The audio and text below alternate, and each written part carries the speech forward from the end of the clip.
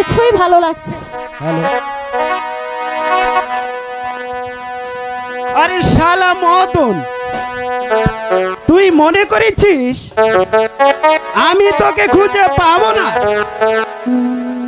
একবার যদি ধরতে পারি তাহলে দেখাবো কানামাছি খেলার মজা। এবার কোথায় যাবি শালা? বল।